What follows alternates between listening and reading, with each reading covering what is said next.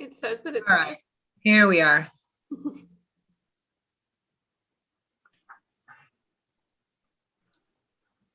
Okay.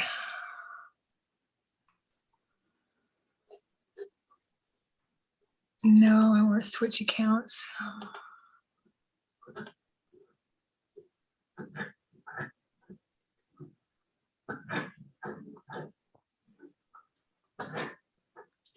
And we are live. Okay.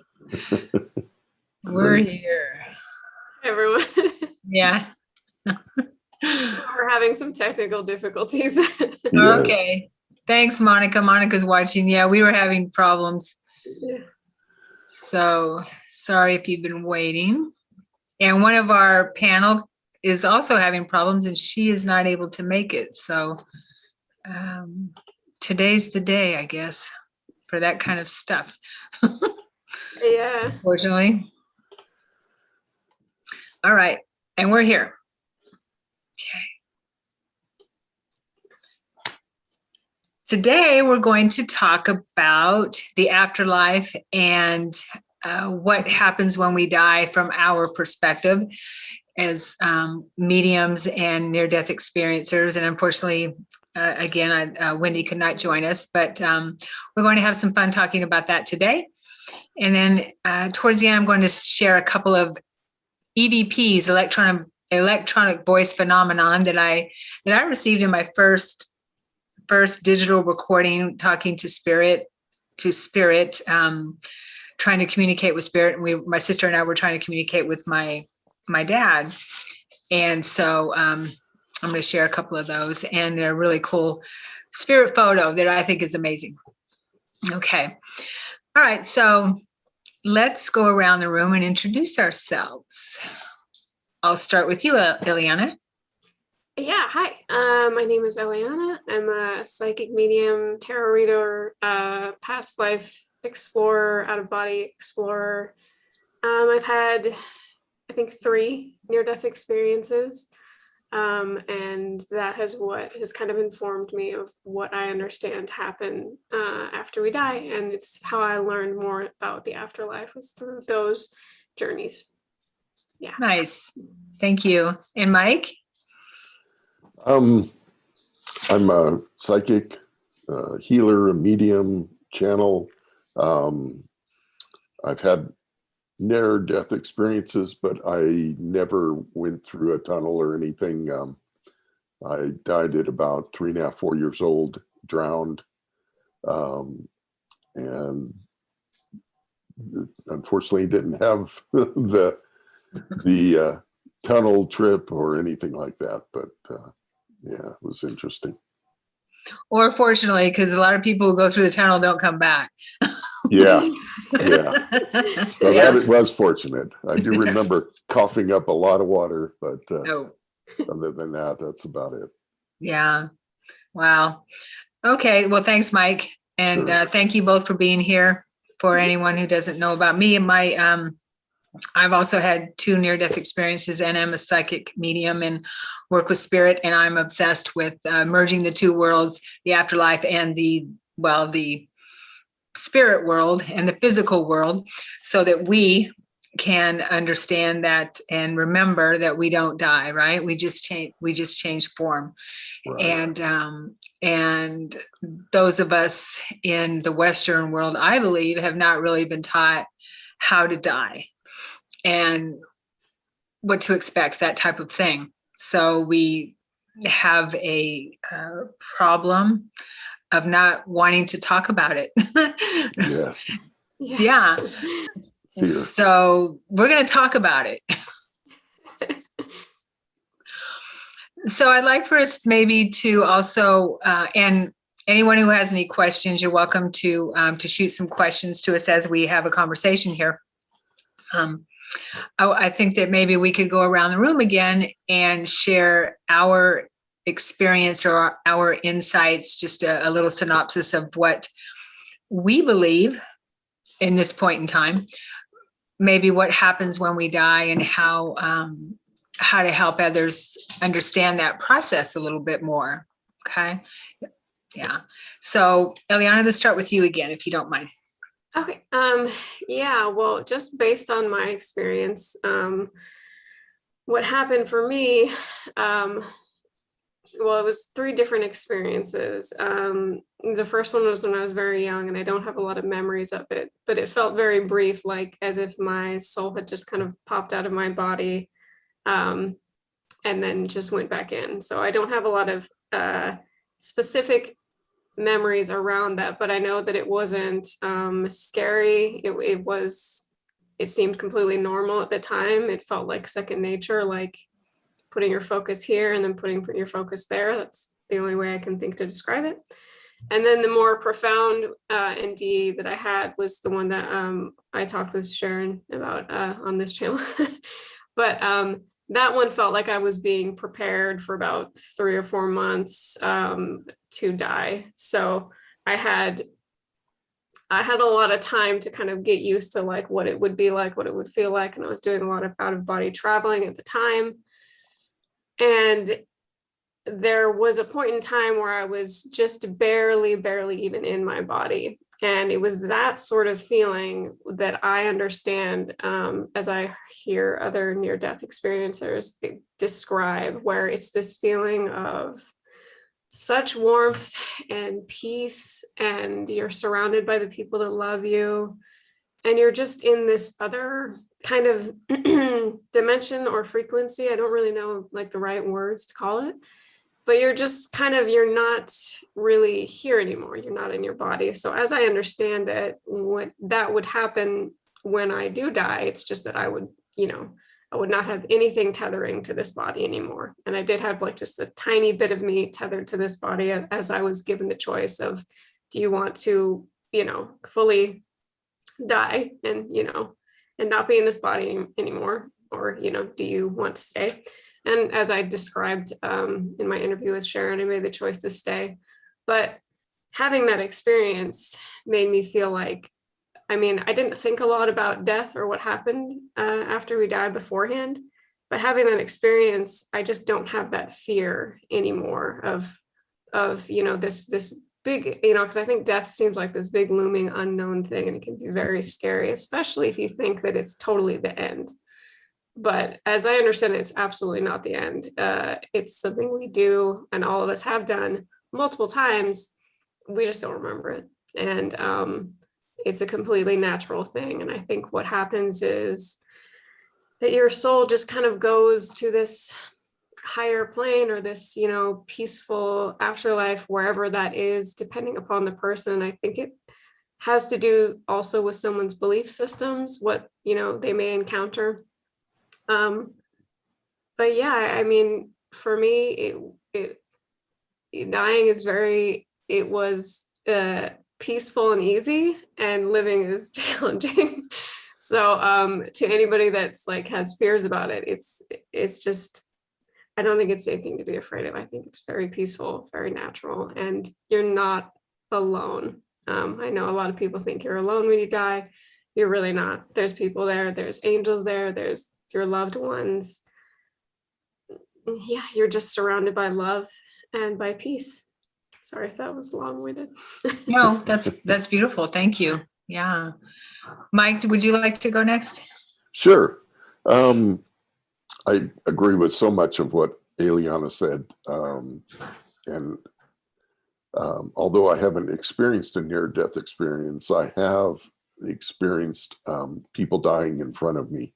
My sister recently passed December 2019, and we talked as the days progressed because it was inevitable that she was going to be passing. And I talked with her about what she was afraid of. And I asked her, is there anything you're afraid of? And she said, well, dying. And I said, well, what do you mean? And she said, well, it's going to be really painful. And I said, no, it's not. It's not going to be painful at all. And she goes, well, on TV, when you see somebody die, they always go, oh, and they experience this tremendous pain. And I don't want to go through that. And I said, well, why would the divine, or however you want to call him, God, her, he, she, God, whatever, why would they have you go through pain just to go to heaven, to feel great? It just doesn't make sense. And it doesn't happen. We leave our body, we go up to heaven, and we connect with those that have gone before us very often. I've also experienced spirits in the room when somebody's passing, as have many of my friends.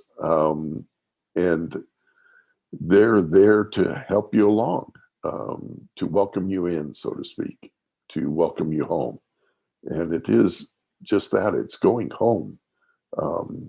We chose to leave home to come to this earth to do whatever it was we had planned to do, go through all these challenges, and why in the world we signed up for it.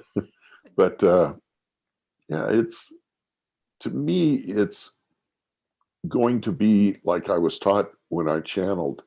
We were taught to leave our body so that the channel could come in to use our body to speak through our body. And in doing that, you learn to weave through the chakras and then leave through your crown chakra. And you don't go very far away from your body, usually, 10, 12 feet at the most.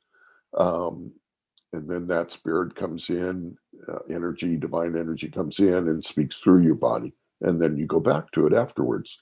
And I would imagine that it's going to be something very similar to that. When I worked with my sister and I knew she was passing that evening, I just had the intuition thoughts that that was going to happen. I talked with her and cleared all of her chakras so that she was able to leave her body. So Beautiful. Thanks, Mike. thank you. Yeah. And we'll, of course, have more conversation, but from my perspective and what I understand and what my experience is, as in my near-death experiences working with spirit and also in my out-of-body travels, that it's natural for us to leave our body. It's something we've done many, many, many times. And in my near-death experiences, I realized that. And I thought to myself during those experiences, oh, okay, that's another life kind of, I wouldn't say, well, the second one was down the drain. The first one, I wanted to go back because I was young, I was 9, but the second one was, okay, well, I'm finished with that. I knew that I had died. And it was something that was very natural. Like you talked about, it was natural. It was like walking from one room into another. And I remember when you were talking about pain, Mike, it reminded me that in the first experience when I was 9, that I described in another video, I did feel intense pain in my ribs, but as soon as I popped out of my body, and I do recall popping out through my crown both times, the pain was gone, and I felt this immense peace. Yeah. Both times. So that is something that we all have to look forward to. I do believe that God is merciful, and that if there is any pain that the body is feeling, that our soul does not feel it, that the body may feel it, but our soul does not. Our soul leaves, or our consciousness leaves the body, so that we don't have to feel that pain unless it's something that's in our life plan, right? So, but normally I feel that is something that we do not have to feel. I also believe that our mindset has a lot to do with, what we're thinking about, or where we're at, what we've programmed to believe when we die. Sometimes I think that has a lot to do with, where we go, or what we're going to experience. If we, because we know we work with spirit, we do spirit rescue. Right. Mm-hmm. So there are some spirit who don't have that peaceful feeling like we're describing, which is normal. I feel that is normal, where your loved ones are there, they're waiting for you, your guides and all of that, and that beautiful feeling of knowing that you're home is the norm. Unfortunately, I do believe that if we're in a place of trauma when we die, of feeling any kind of emotional trauma or anything like that, that our consciousness or our mindset is still looking at the earth plane, and a lot, and that's where ghosts come in my opinion. And that we could be attached to, to a property, to an emotional situation. If someone was murdered, or if it was a car accident and then they died quickly and they don't even know, that person doesn't even know they've died. And we know this because we've experienced past life trauma, and Eliana, and I'm sure Mike too, we've done all this kind of work. So that's part of, I think, the deal of understanding when we die, how important it is to take our attention off of the earth plane, or know that there's something different going on there, and listen to our guides, and to be connected with our guides here, I think helps us a lot when we move into the higher realms. I do remember, I want to share an experience that when my mother passed, she was in the hospital and she was on the morphine at the time. And so she was dying. And that night I went home, and my stepfather had already passed. He was on the other side. And I went home, and in the middle of the night, I just went into an out-of-body experience. And Robert Monroe, who started the Monroe Institute in Virginia, talks about an area that we go to when we die called the park. Do you know about this area? Oh, okay. So he says it's a park, and most of us go there, and our loved ones meet us there, kind of thing. I didn't experience it when I died, but a lot of people do, apparently. So I went into an out-of-body experience, and there's my mom, and I end up in a park, really beautiful, gorgeous park. And there's my mother sitting on a park bench. Wow. And I didn't know she had died yet. Okay. And she's kind of out of it because she's on morphine. So her mind is still affected by the morphine that they've been giving her. And she, and I went over to her and I sat next to her. I said, Mom, I'm here. And she said, she called me Sherry. She said, Sherry, I'm confused. I don't know where I am. And I said, Mom, I think you died. And as soon as I said that, a limousine pulls up, a black limousine, and my dad steps out of the limousine with a dozen roses for her. And he takes her, and she's kind of in a little bit of a stupor, and takes her, and they get into the limousine and they drive off. And it was just like being here kind of thing. And then we got a phone call that night that she had passed. No. Yeah. Wow. So Wow. that was really amazing. So that was one example that I understand of, a lot of times drugs will put us in that not clear state of understanding where we are and that kind of thing when we pass. I know a woman who passed recently, and her family had a harpist playing at her bedside, and she had her family around her, and they were playing a harp for her. I mean, that's just how, that's so peaceful to be able to do that instead of, being in a grief-stricken type of mindset that someone is passing. Yeah. Yeah. Because it's really a beautiful thing when you think about it, because like you said, we're going home. Yeah. Right. Yeah. So how about if we talk a little bit about maybe heaven and hell kind of thing. Sure. Who wants to start? What's I'll your go ideas ahead. on heaven and hell? Okay, go ahead, Mike. My personal belief is that there is no hell. The closest thing to hell we have is maybe what we experience here, sometimes. It can be quite challenging.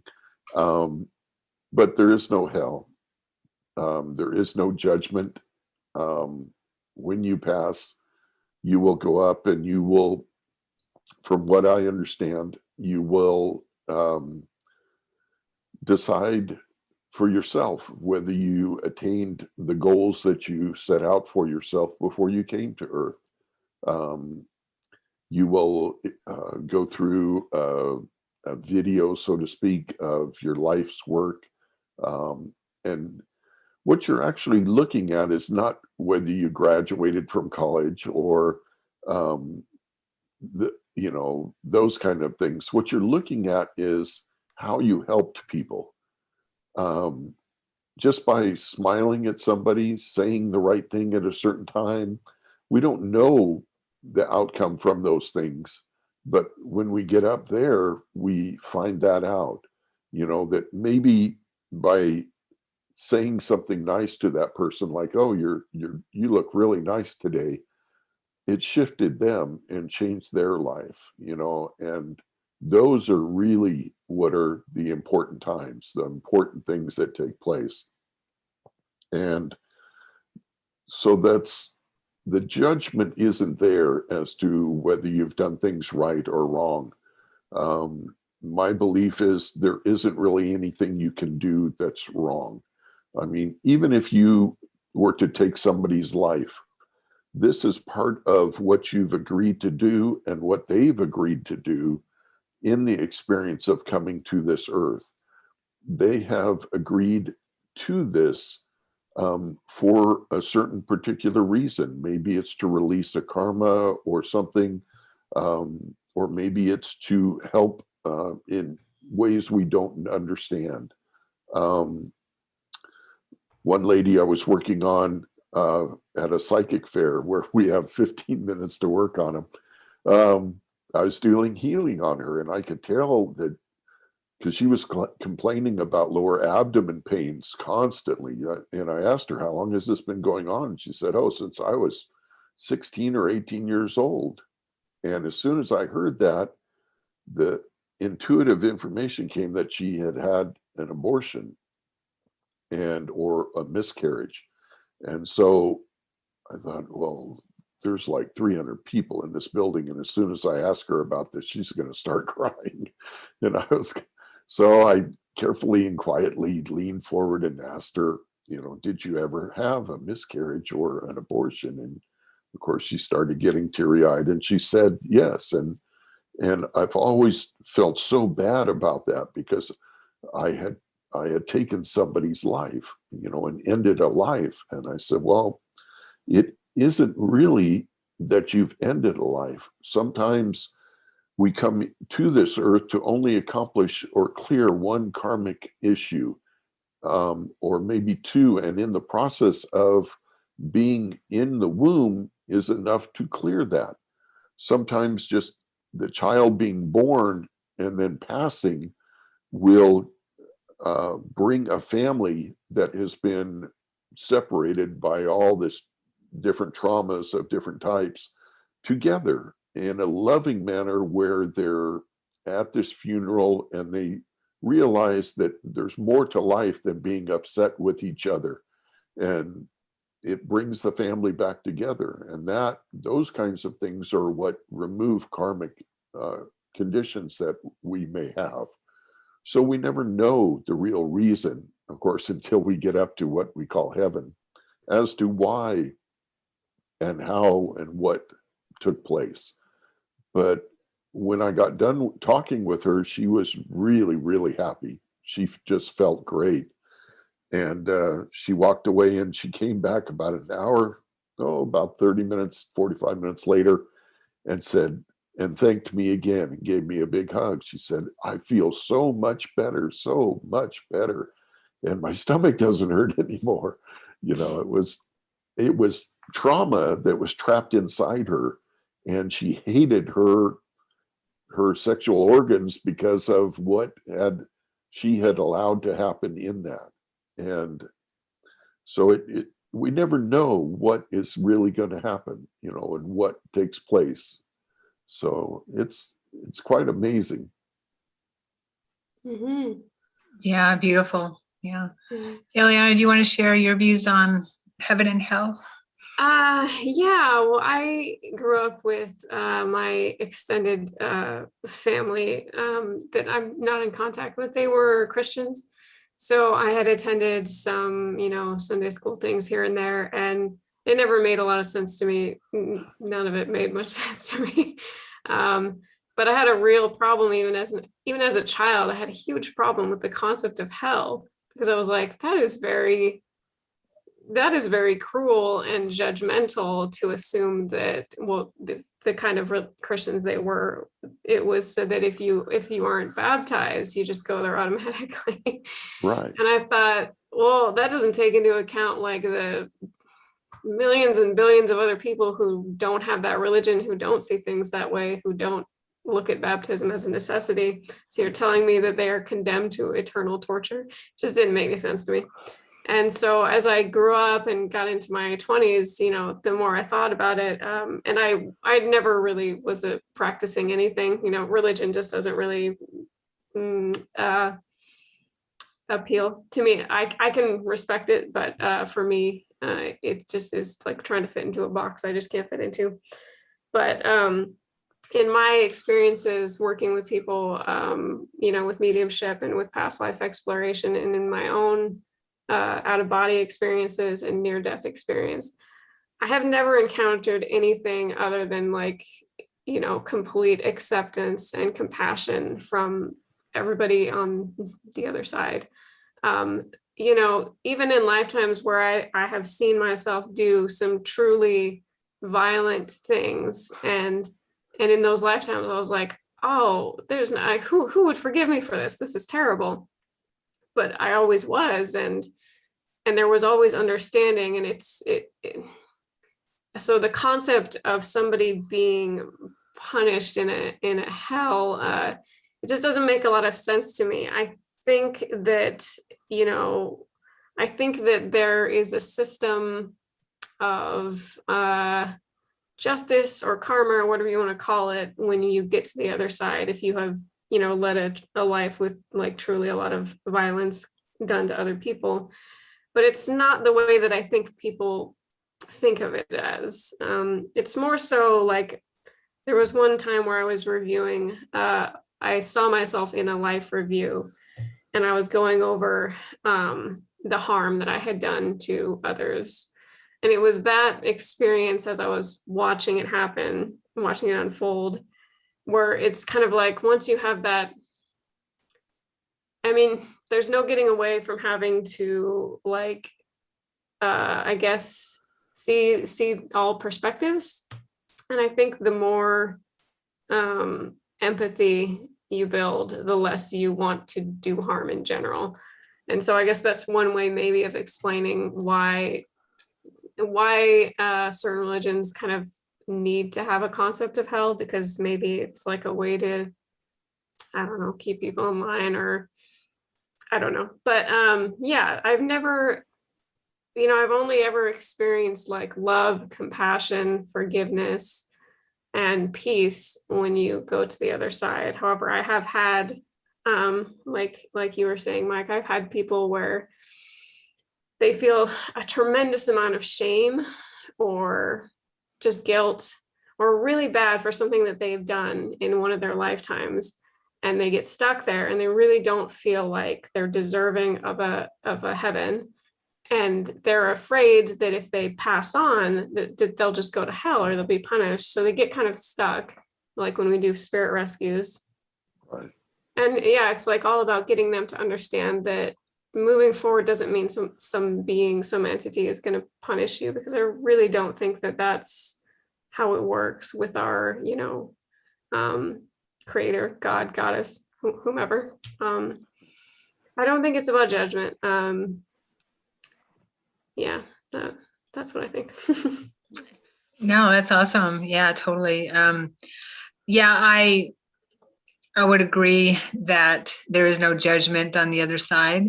I believe we judge ourselves, and I understand that with my work and with my near-death experiences. Now, I do not recall going through a life review, but I have memory of going through a life review in other lifetimes and through hypnosis. And what I recall was that anything I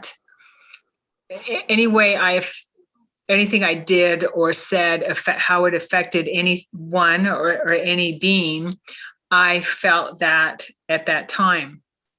Yeah, I did too. I felt what the other being, what the other person, what the other being was feeling, how it affected them. I believe in this lifetime, because our frequency is ramping up so much higher, that we are experiencing our life review every day. You know what I mean? And as we become more empathic and we become more aware of how to treat each other, hopefully, then that is what we can take with us when we do leave this physical body. And then we're becoming more understanding of what it's all about in a higher frequency, because I think that we're beginning to understand there really is no other side, right? It's just another higher frequency. Yeah. To transition from this frequency to a higher frequency. So the veil is becoming very thin, and we are moving into that place where we can communicate and with our guides, with our loved ones, a lot easier through electronics, through mediumship, channeling, and even seeing them. Okay. So I believe that it's not going to be too much longer where we're going to be in that merging of having, the people that have crossed over or are not in the physical body anymore, where it's going to be a lot easier for us to be able to communicate with them. And we know that they're not gone. A lot easier. As far as heaven and hell, I believe that there are different versions, I guess you could say, of heaven. I don't believe heaven is one frequency. From my experience as a traveler, and you guys know this too, is that depending on what frequency we're in, the level that we are experiencing and existing in or traveling in can feel dense and feel yucky, or if in our mind we are in a higher place and we're thinking about good things and love and light and all that, or just being loving, then everything around us is so much brighter, and just everyone is so much more beautiful, that type of thing. Yeah. We're beautiful. We're full of light. We're already full of light anyway. Then we have our stuff that gets in the way. That's what we're here for, to work on that, right? So we chose that. Yeah. So I believe that hell is a frame of mind, a mindset. And even I was raised Catholic, so and it didn't resonate with me what the fundamentalist Catholic way of religion, like with my grandparents, or my grandmother, I should say, which I had to rescue after she passed, because she was pretty fundamentalist, and she ended up not being able to move. She felt very guilty, very guilty. She was afraid to die. She was bedridden for a long time. And so after she passed, I had to help her move into the light. But yeah, I do feel that if we believe that we're going to be judged, like you were saying, that we find ourselves in this self-created hell. Yeah. Right. Yeah. And the only thing that might be able to get us out of it is seeing that, praying to God. I've heard, what's his name? Eben Alexander, I think, the near-death guy, who he's a doctor, and he had a near-death experience, and he went to his hell. Have you heard of him? Do you know his story?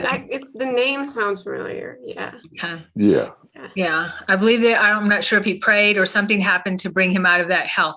So having that mindset of asking for God's help, or asking for whoever you resonate with, it's of a light being, asking for help, can pull us out of a deep, just like here, of a deep, dark place, just like here. Right. It's no different. Right. Yeah. So if anyone has seen the movie What Dreams May Come with Robin Williams, that's a perfect example, what I understand, of someone who has placed themselves in a type of a mind hell, a self-created hell with his wife, and he had to rescue her. If anyone who's watching hasn't seen that movie, I highly recommend it. Yeah, it's beautiful. Yeah, really good, with Robin Williams, What Dreams May Come. But I think with the life review, I just believe that we're going through it now. Yeah. And Robert Monroe also talks about belief system territories in the afterlife, on the the other side, the afterlife, after this life, where just like we have here, where if we have certain strong beliefs, especially with religion and things like that, and William Buhlman actually writes a book about it, where we are brought and attracted to those territories, and people are living together, just like here, neighborhoods or cities where they have the same types of beliefs. And I've come across them many, many times in my astral travels, and they think this is heaven because, everything's really nice, and they don't have to worry about debt, or they don't have to do this, and everyone's of the same mindset, but they can get so much higher. And they look at me when I'm flying, they look at me like I'm not. I said, well, you can fly. Why aren't you flying? You're just walking around doing normal human things that, we do on this plane. Why don't you fly? It's only the kids that want to fly in these belief system territories, because the adults are so stuck in there, even though they're dead, they're still stuck. In what they call heaven, they're still stuck in their mindset or their program. Yeah.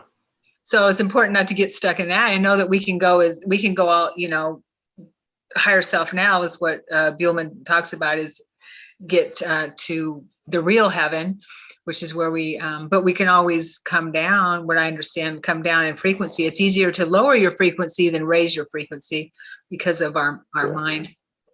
Yeah. Does that make sense? It does. Quite and a bit. You had described at one point when we were talking about, I think, mediumship, where you had said that one of your guides or loved ones was like, I'm always with you. I'm just spinning at a higher frequency. Mm-hmm. And I found that a really good description of everything, because if you think of it as like, well, it's all happening at the same time. And if you just look at it as like, if something goes really, really fast, you can't necessarily see it, but it's there. I don't know. That helped me to like have better language to describe it to people. When they are like, well, are my loved ones with me? Are my guides with me? And of course they are. And on that topic, like I have, sometimes have, in moments of like doubt or struggle, I've asked like, well, if you're here, could you show me a sign in the form of this, and they always do. So that's an option. Yep.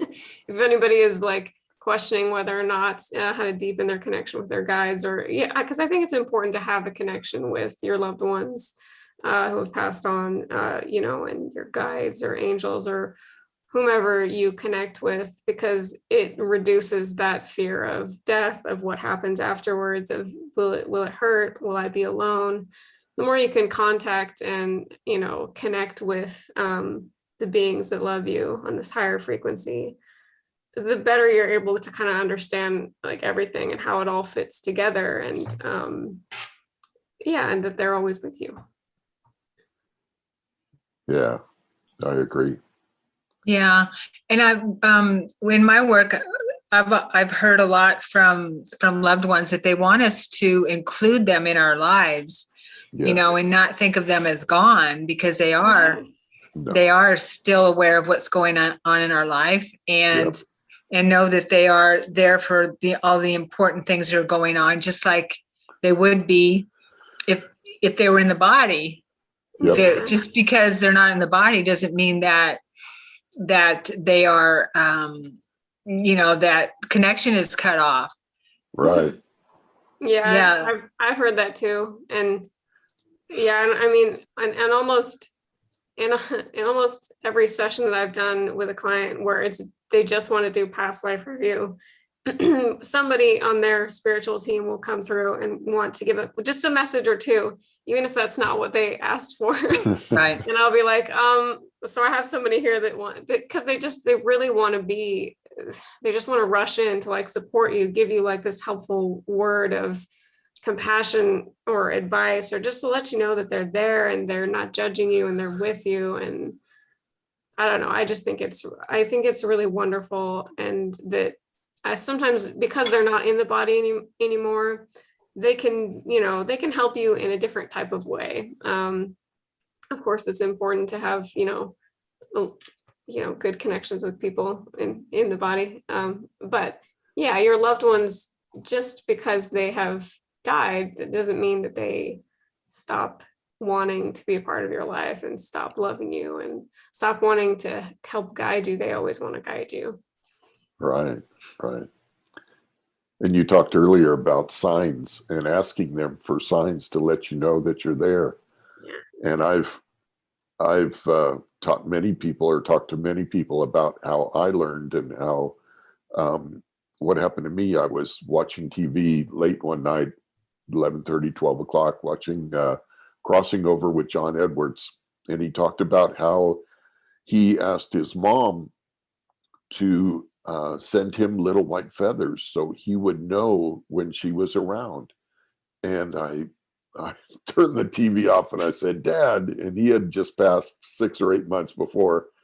And I was trying like heck to connect with him, but with my emotions, they limit that, the more emotional you are with it. Anyway, I said, Dad, if you can hear me, send me a little white feather. Let me know when you're around. It would really be great to know when you're around. And I turned the TV back on, watched the rest of the show. And the next morning I got up and put my feet down on the floor and went to stand up. And I looked down and there's a little white feather right between my feet. And that started it all. From there, it snowballed. I started telling people about that, when a family member would pass.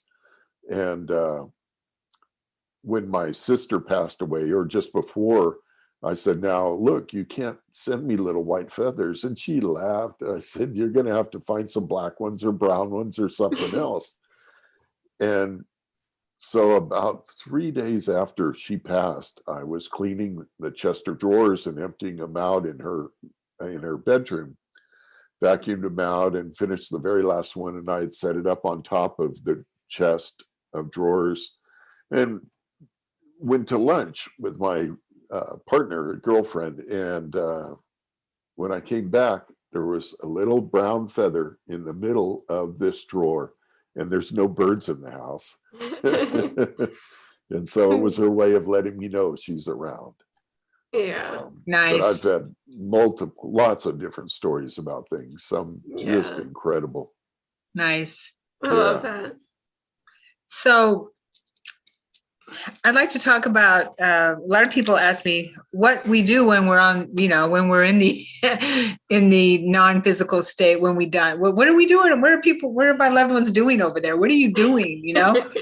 And so what I understand is they're still living their life. I mean, they're not sitting on a cloud playing a harp. Thank goodness. How boring is that, right? I mean, not that I wouldn't want to know how to play a harp, but well, if I get up there and Elvis is playing, I want to hear it. Yeah. But for all of eternity, that just sounds kind of boring. Yeah.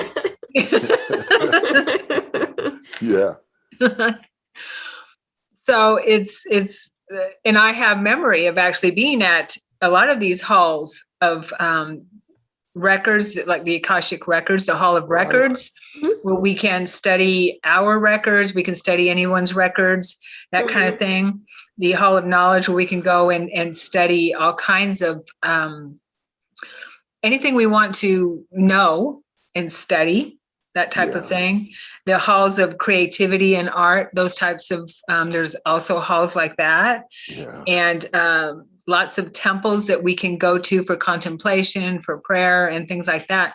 So it's when you get to these higher realms, it's good to know that we have all that available rather than,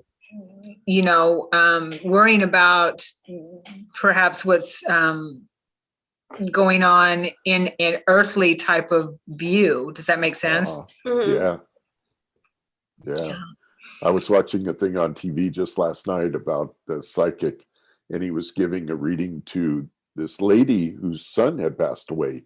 He was a young teenager, and he said he really liked heaven, except they don't have video games, and he was really upset about that. Oh, funny.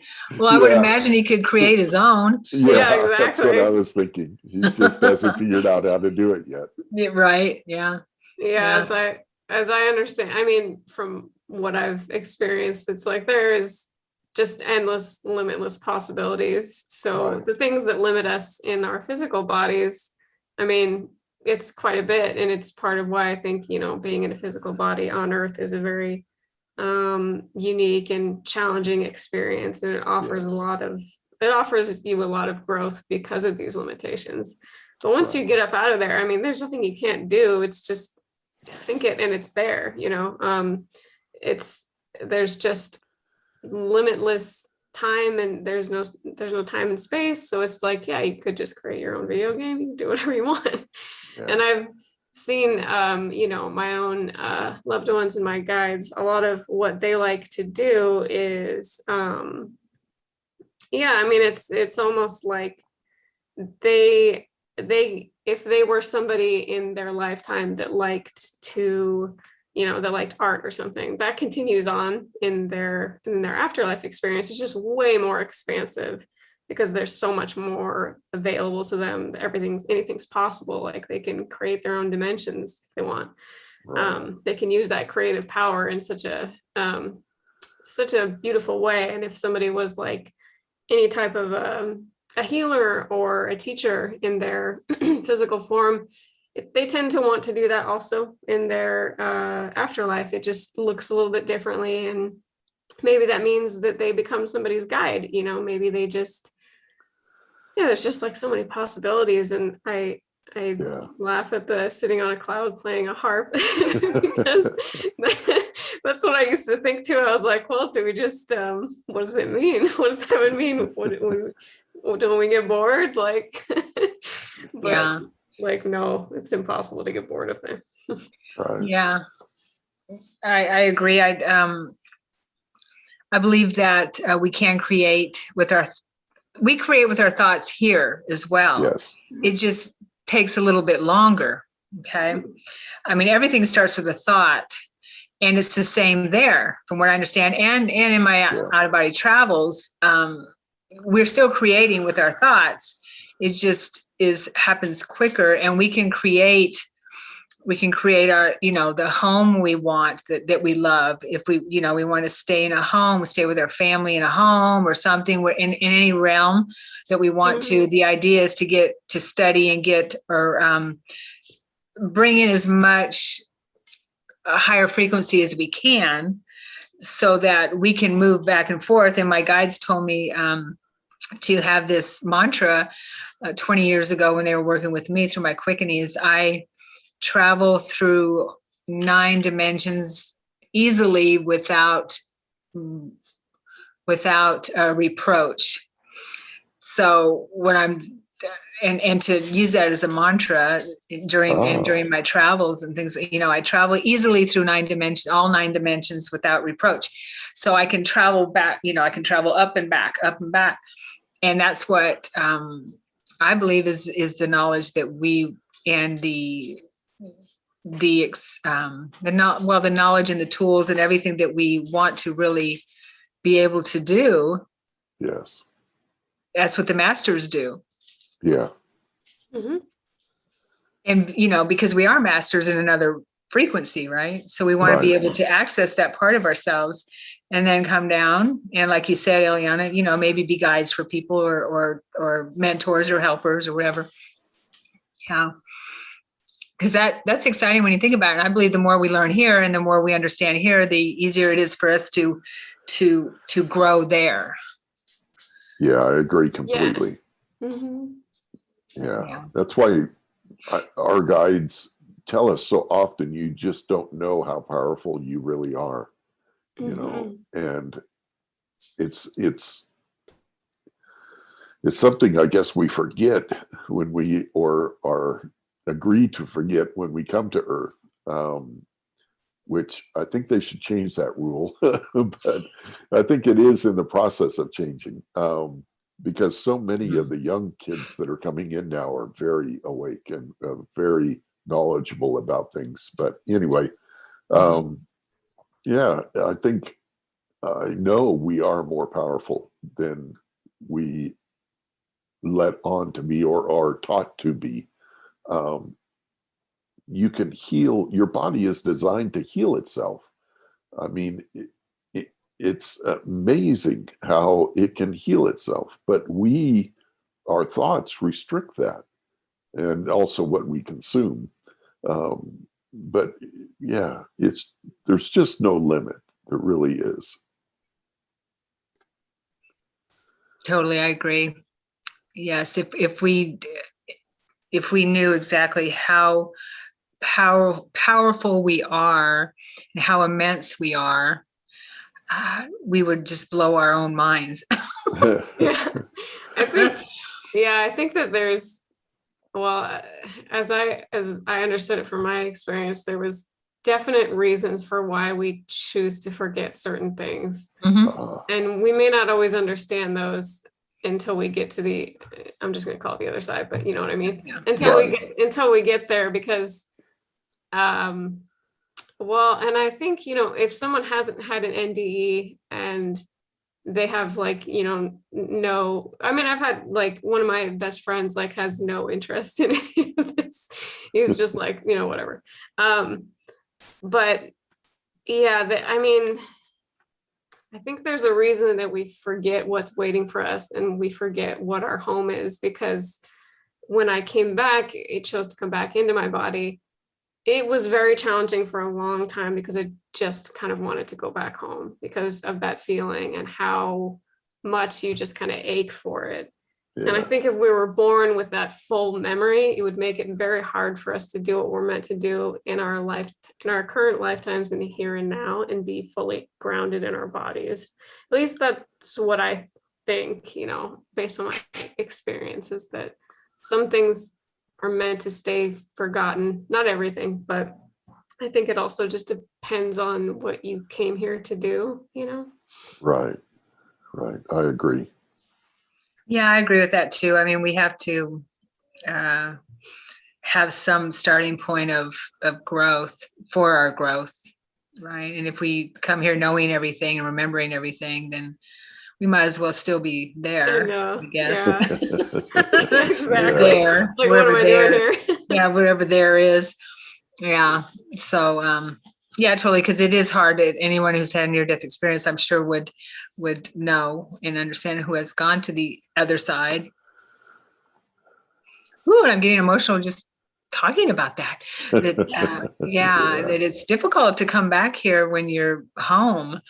I mean, I kind of see it as, when you're home with your family here, right? Mm-hmm.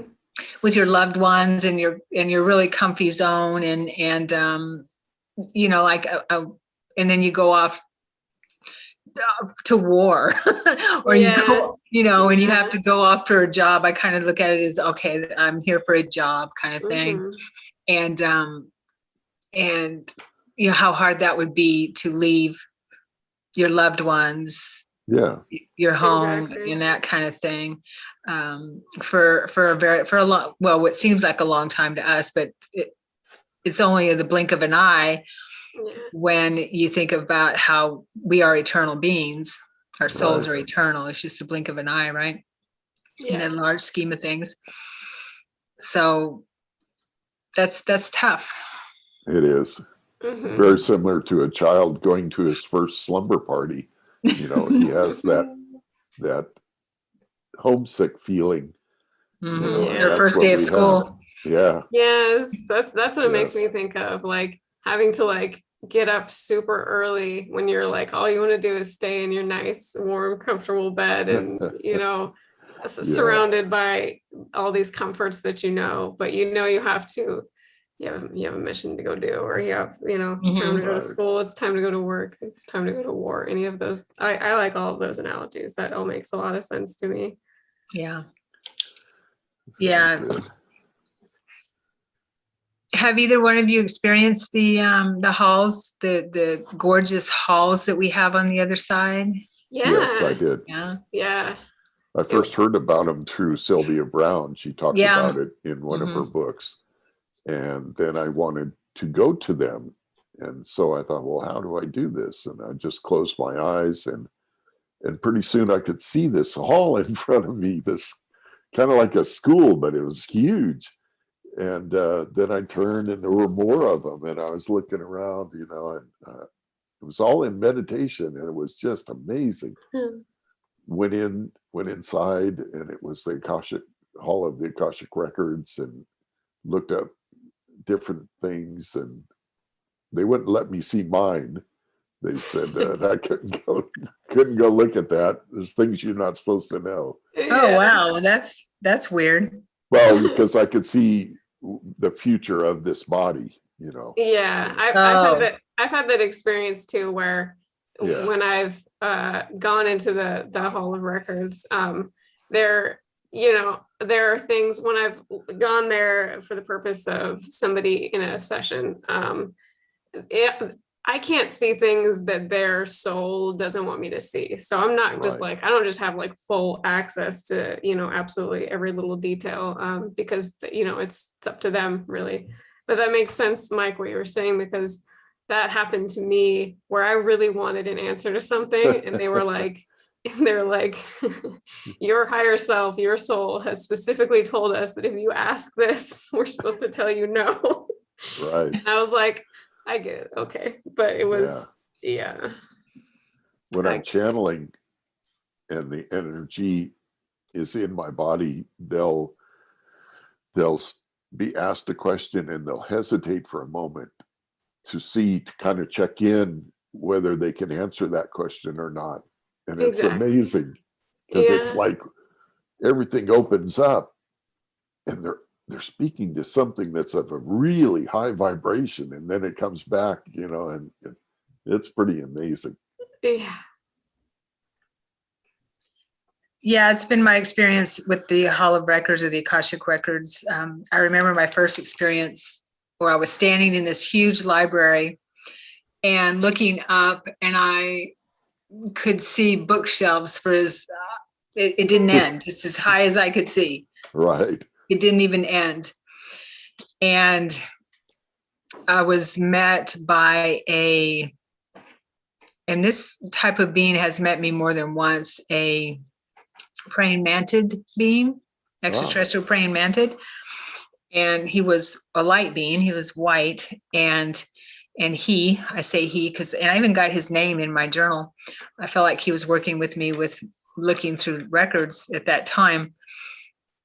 He was very humble and just had this regalness to him that I can't explain, you know, as Nice. someone who would bow as they're talking to you kind of thing, you know, but just such a master energy.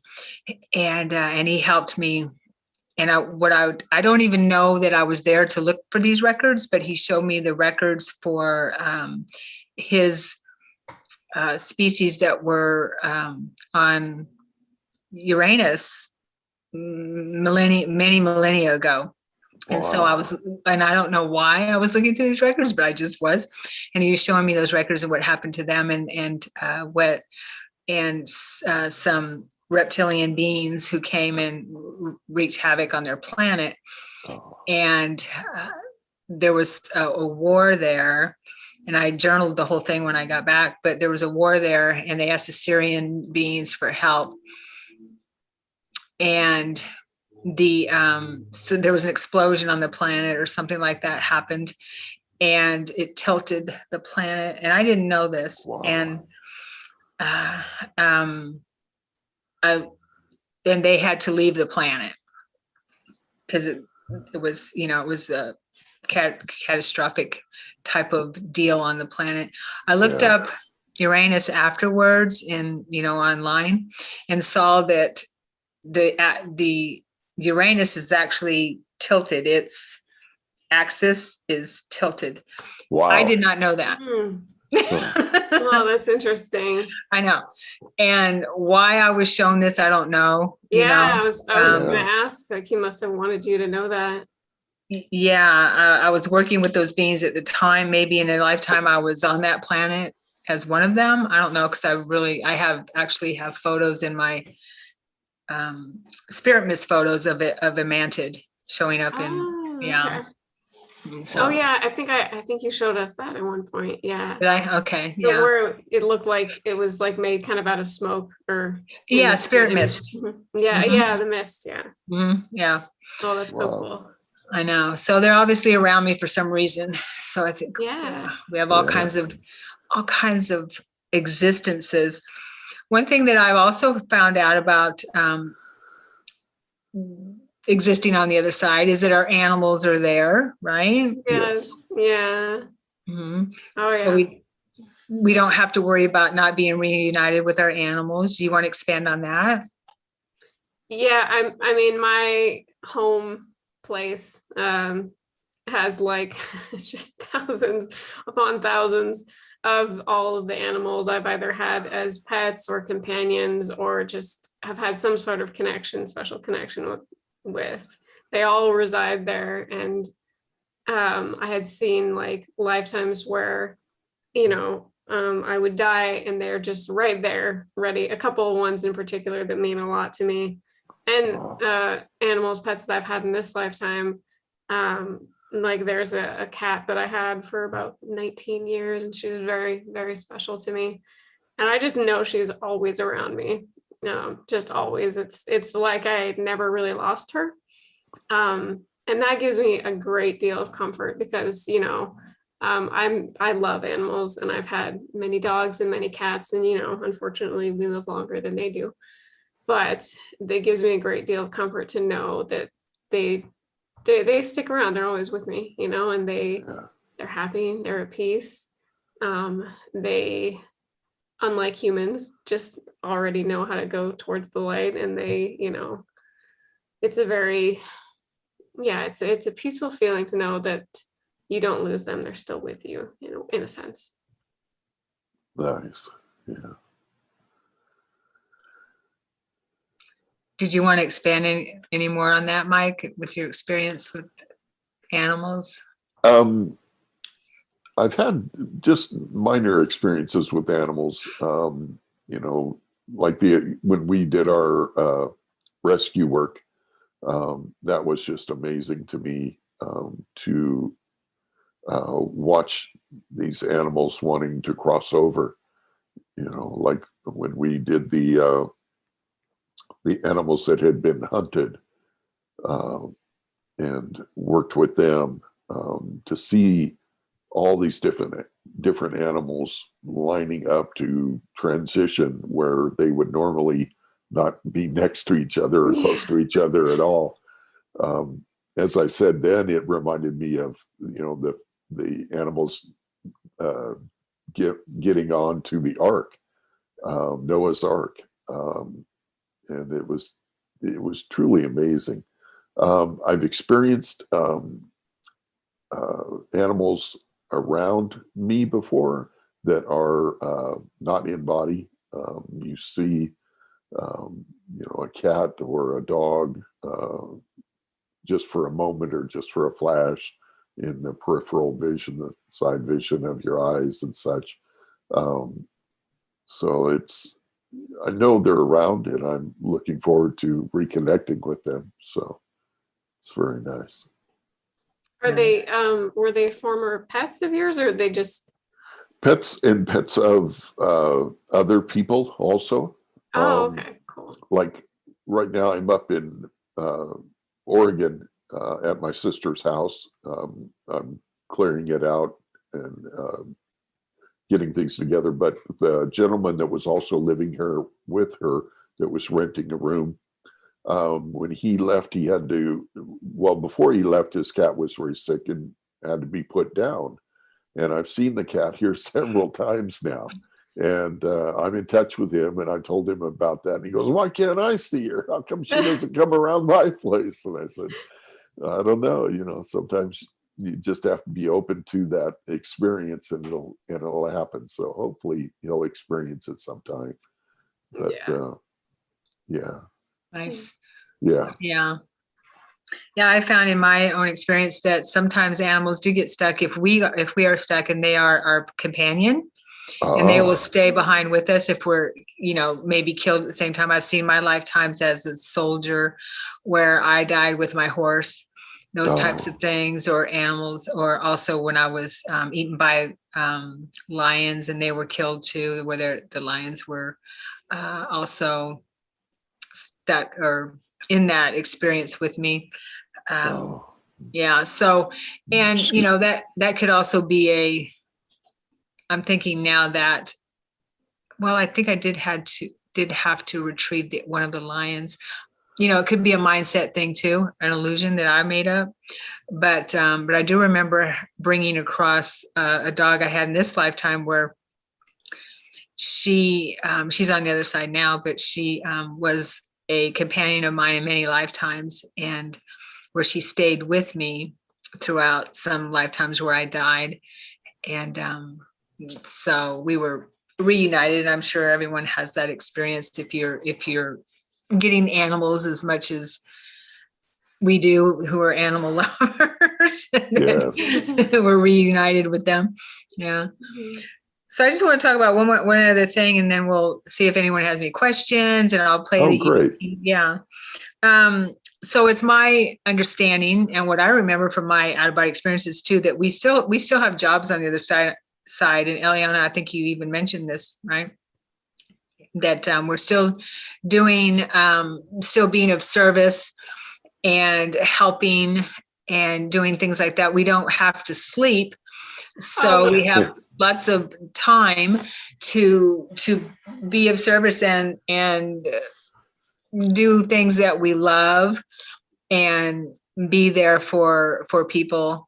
I remember one experience where, well, there's quite a few, but where I knew I was doing a job. I help people cross over, for one thing, because I help people cross over here. So naturally, we're doing it there as well, in that existence. But there was one out-of-body experience that I had that was really profound. I felt was I'm standing, I just wake up and I'm very conscious. I'm standing in front of a building with a couple of other males, and we're talking and chatting, just, I don't even remember what it was about, but what I do remember is another man comes running up to us, and I knew him. I wouldn't know him here, but I knew him there. And he was very happy to see me, and I was very happy to see him, but I knew that I had a message for him that it was not happy. So we touched foreheads, and I gave him the information that he was there that he had to go back to the planet to help his brother who was in big trouble. And his face just went, oh, so this isn't a good reunion. And he went through the doors to this room or this building, and I went in with him and stood in the back, and the other two were with me, two males. And there was a screen that there was 5 or 6 people, or maybe a little bit more, 7 or 8, I think. I'd have to look at my journal, but we're looking at this screen and showing this young man who was his brother. And I knew this. And he was a drug addict. He looked like a meth addict, that kind of thing. Yeah. But he was on the planet for a very big reason. And so they wanted to send but he wasn't doing what he needed to do, in his mission. So they wanted to send his brother, not reincarnate, but to take on, to come down in like an angelic type of visitation. to wake him up. And they chose him to do that from the spirit world because he was pretty high vibrational. And I thought that was just so profound, and he agreed to do that because his brother needed a lot of help. What my role was in it, I don't know. I just know that that's something that I took part of, and I knew him. But so we're doing so many things there in these higher existences on the other side that we don't even realize. Right. Oh yeah. Is Yeah. my point. Yeah. I've had a lot of experiences like that, seeing myself doing things that is kind of hard to even put into words, where I'd be like, that's me, I'm doing that. But yeah, it just kind of made me think there's so much that's happening, and that, you know, the bodies that we're in now is just like just a piece of who we are, you know. It's like it's a lot to fathom. But yeah. Exactly. Totally. So if anyone has any questions, we are open to taking any questions. We have, let's see, so we've got a few people here still, 4 people it looks like. We go up and down. And if not, that's good too. I guess we answered all your questions. If you had any. All right, so we're waiting for that. Have any of you had any experience with walk-ins or What do you mean? people? So sometimes a person is at a point where they no longer wish to be here on Earth. So they're either thinking of committing suicide or something like that, or they have the opportunity to step out or to leave. There's one time in my life when my guide said, you know, you can leave now if you choose to. And I said no. And what will happen is another spirit will come in and take over that body and finish, either do what they have intended planned, or they will finish what that person had intended, that so to speak, had intended to accomplish. A friend of mine is a walk-in, and she was at a very low point in her life and was thinking about that, and she went to sleep, and the next morning, that evening, she swapped with another entity, and the entity came into her body and changed. I mean, even her friends could see a tremendous difference in her, and they couldn't quite figure out why, you know, and what was going on. And I was wondering if any of you have ever had any experience with anything like that. Yeah, I have. When I was going through my near-death experience, and I was doing a lot of just exploration and working with my guides and trying to understand a lot of new concepts, basically. I mean, not new trying to remember, basically, concepts that I already understood. I had seen that happen, and I had also seen lifetimes where I was the walk-in. And I had forgotten about that until you brought it up, interestingly enough. But it was a very strange thing that they were showing me, that, like, yes, this happens. They had kind of explained to me that it wasn't super common, and that it's a very specific set of circumstances that would enable that new spirit or soul to just pop in. And as I understood it, it's like, if I don't know, it's like the two spirits, the one that leaves and the ones that come in, they kind of have to be at a similar, well, they both have to agree to it, obviously. Sure. And there's some need for that body and that, like, being to fulfill a purpose. So yeah, as I understood it, it's not super common. I have seen myself do it in some lifetimes, but I would have to go back to my journal to see when, but it was a very special set of circumstances. And yeah, I definitely got that it's not to anybody watching, it's not like that can just happen to you. So don't worry about No, it. no, no. It's an agreed upon thing before Yeah. you're incarnated. But yeah, I have some experience with that. Yeah. Oh, nice. Yeah, that doesn't surprise me, Eliana, because I'm a walk-in. Oh yeah. We have similar stuff. Yeah. So yeah, I'm a walk-in for my son. My son's soul was in this body before I walked in for him, and he didn't want to have to. And I remember these conversations with him in my council, and where he didn't want to have to go through what I did. So, but he's struggling with his life now. He took a different road. It's still struggling. And it's still, but it's a very different challenge for him. And yeah, it's something that I believe it's actually happening more late in the last probably 30, 40 years or so, Yes. because of where we're at and moving up in frequency. Yeah, that we need what I understand is humanity needs bodies to be able to hold the light. Yeah. In what we're going through and transitioning through. So yeah, that makes sense why it would be more common now. If the thing you were saying about there not being this, well, that bodies are needed. I have gotten that piece of information too. Way back when, I don't think it was quite the same, but yeah, that does make a lot of sense for right now. I mean, it's such a powerful time we're going through of so many transitions and everything changing. Right. Yeah. Yeah. So interesting you brought that up, Mike. Yeah. I'd forgotten about that too. I know, I'm glad you brought it up. Something you think about. I'm a walk-in. But you end up taking on the memories, and explain it.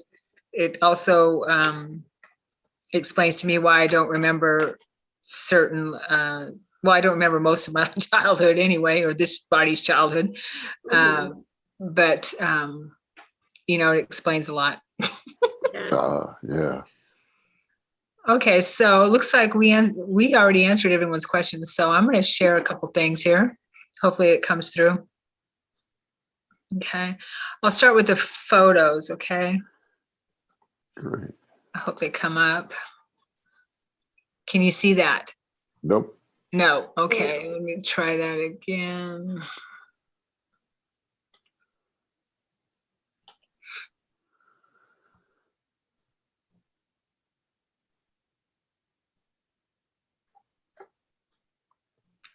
Nothing yet.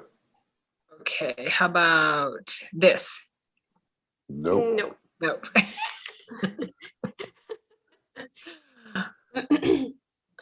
All right, let me try that again.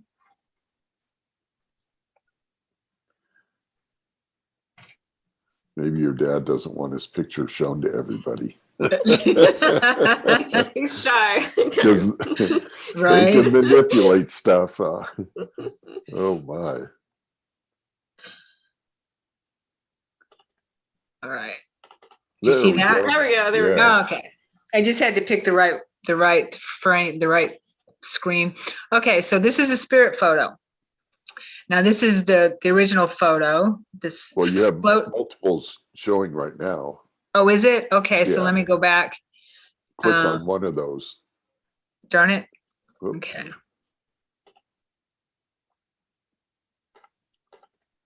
All right. So you see multiples?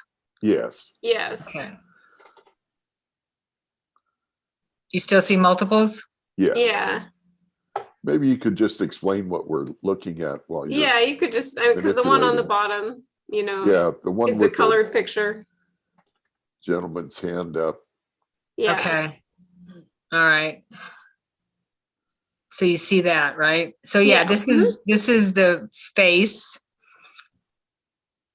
of a floating face. A friend and I were taking photos at a mediumship retreat. Well, a bunch of us were, and she got this. And we realized it was this man, who is my dad. Well, that's disappointing. I can't get it on full screen. It's pretty clear that that's the side profile of a man with glasses. Yeah. And he's even got the same lips and the same eyes. Same nose. Same nose. Yeah. Yes. Yeah, and we were able to see this before we went live. Sharon showed us, and it's very much, it very much looks like the same person in the bottom picture there. Yeah. So you don't see that full screen then, right here? No, unfortunately not. Okay. Okay. All right. That's disappointing. All right, let me play some EVPs.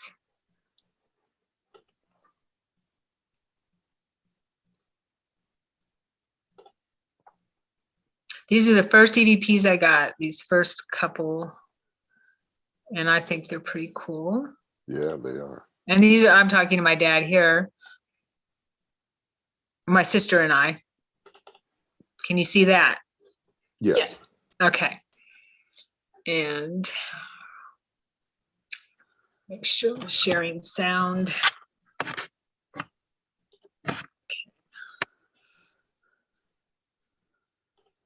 Just let me know when you're ready. It's not ready yet. It's not ready yet. It's not ready yet. Can you hear it's not ready yet? Yep. I heard not ready yet. Not ready yet. It sounds like he says it's not ready yet. Not ready yet. Yeah. And then this one, I ask a question and he answers something about time. Do you need more time?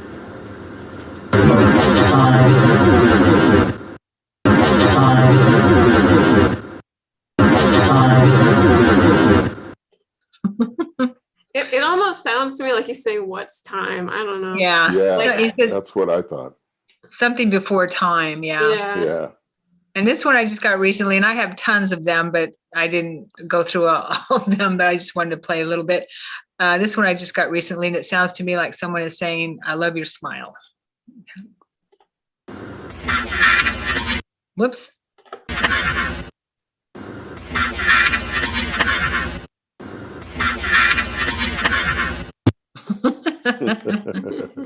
Amazing. Yeah, so my point is you can get loved ones on EVPs, a digital recorder, on a phone recorder, that type of thing, and can communicate with them. It's getting easier and easier these days, spirit box, those types of things. Yeah. And ask for them to show up for your photos. Okay. I recorded a session with a psychic medium, and she was connecting with my dad, and I recorded it all and put it on a CD, and I used to play it in the car and listen to it. And I was playing it for my daughter, and we were driving around, and I stopped and was going to go into the store, and I said, "Do you want me to leave this playing?" And she said, "Sure."